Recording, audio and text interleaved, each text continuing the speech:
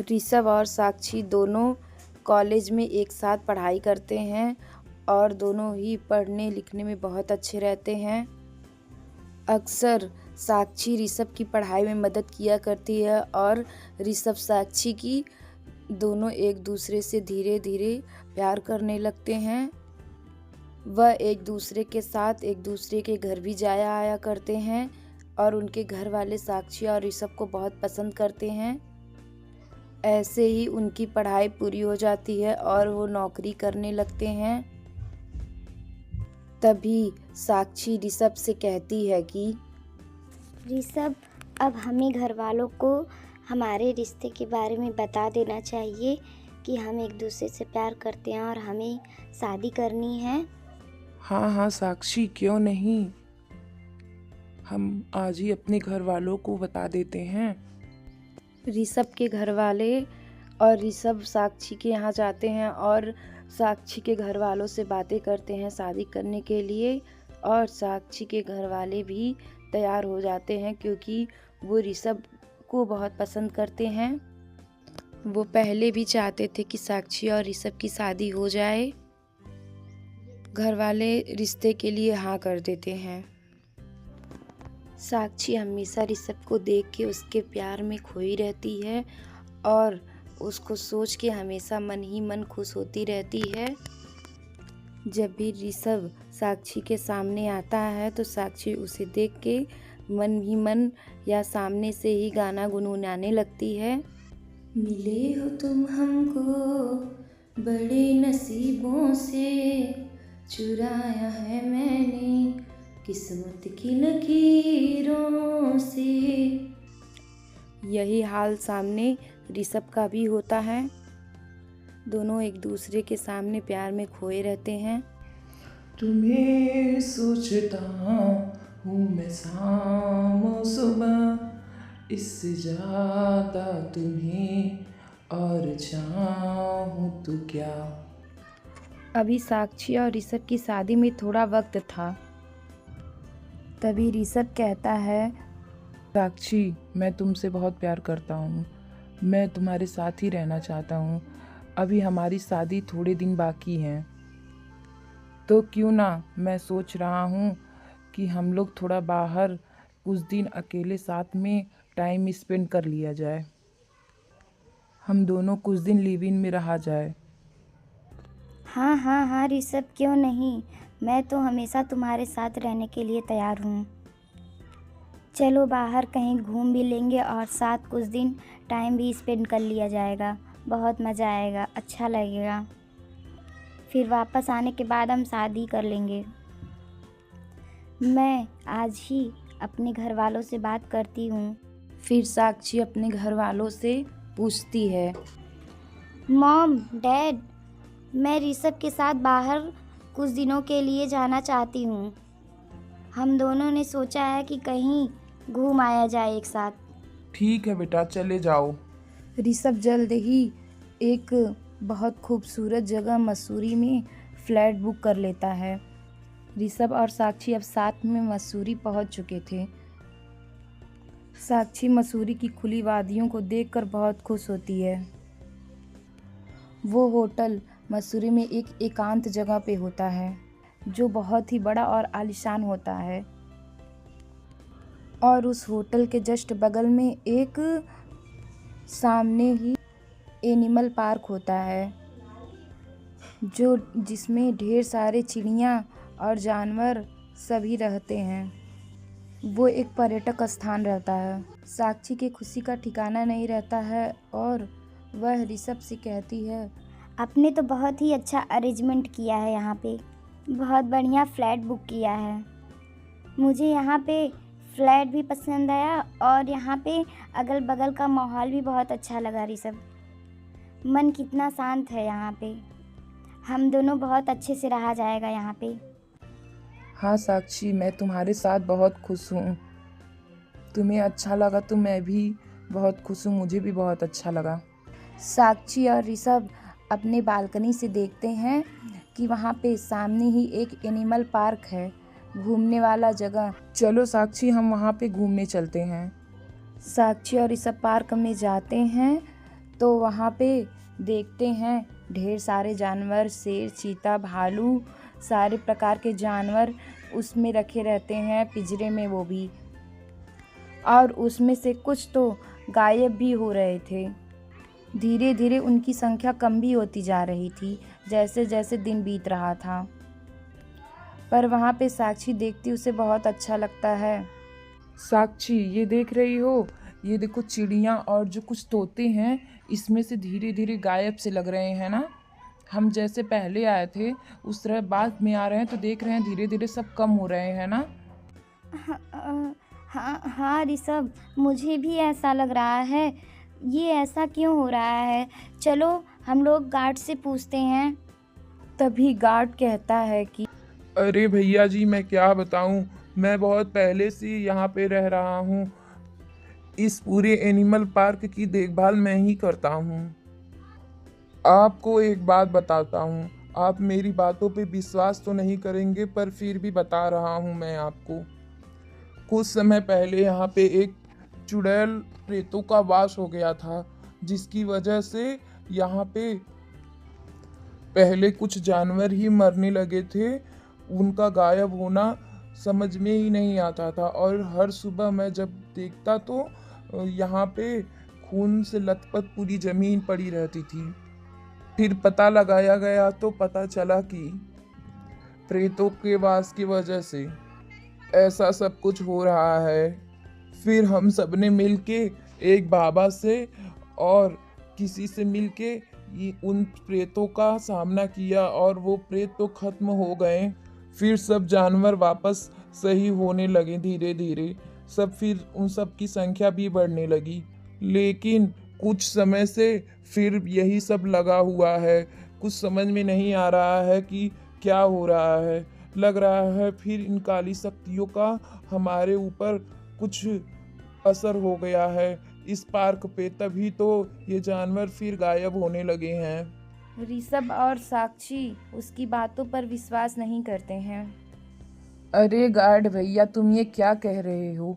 तुम्हें अंदाज़ा भी है ये सब चीज़ें फालतू की बातें होती हैं। अरे अच्छे से रहो, इन चिड़िया और इन सब जानवरों की देखभाल करो, सब ठीक हो जाएगा। इन सब में कुछ कमी के वजह से ये सारे गायब और ख़त्म हो रहे होंगे।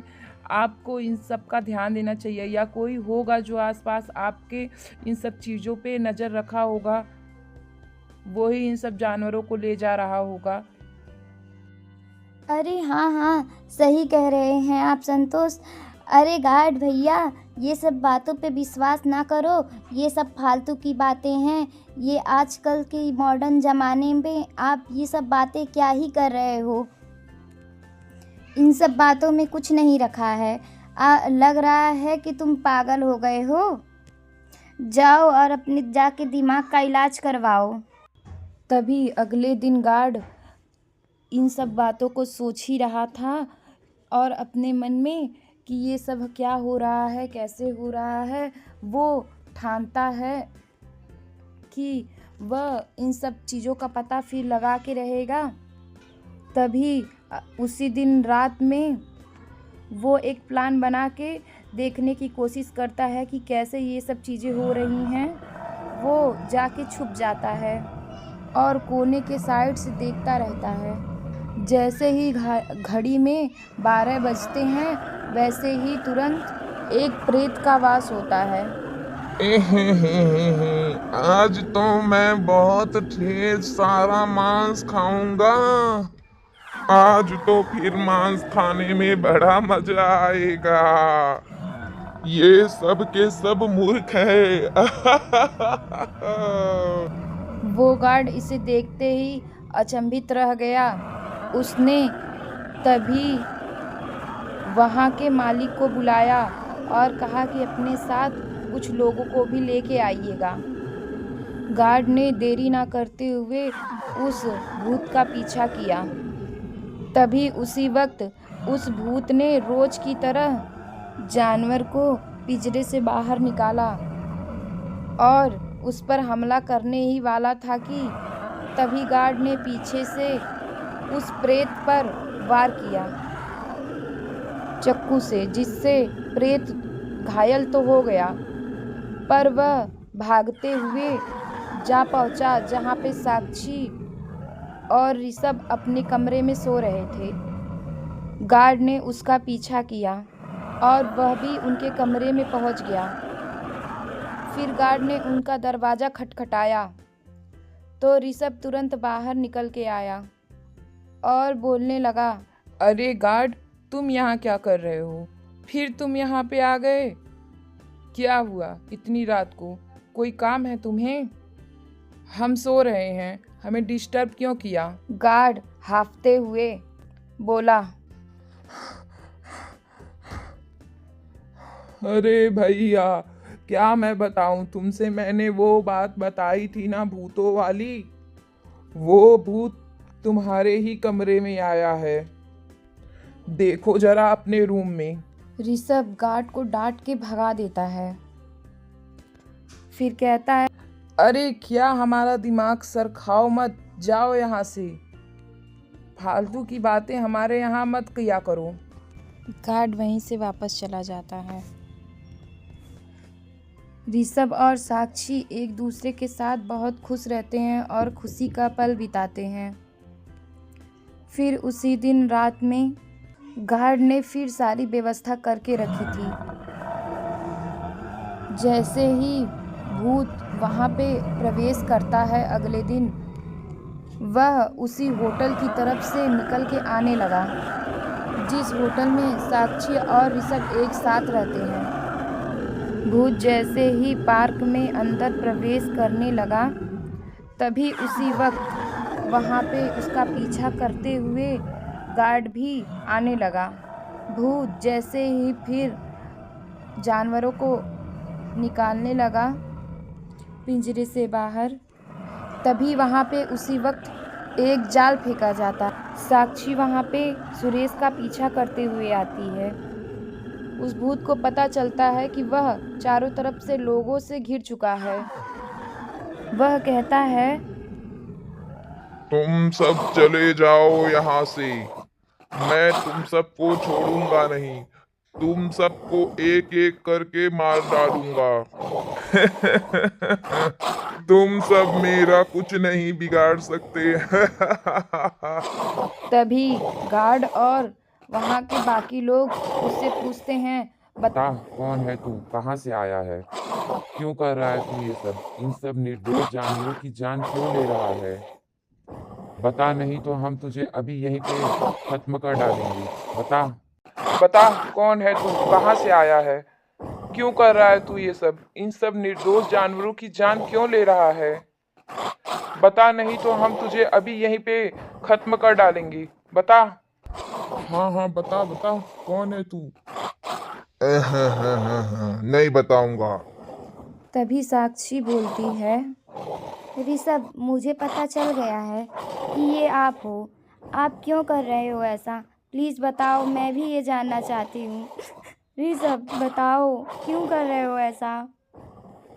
तब जाके ऋषभ जो भूत बना रहता है वह अपनी कहानी बताता है। मैं साक्षी अपने और तुम्हारे, हम दोनों के भविष्य के लिए ये सब कर रहा हूँ। मैं अभी यहाँ पे तंत्र विद्या सीख रहा हूँ।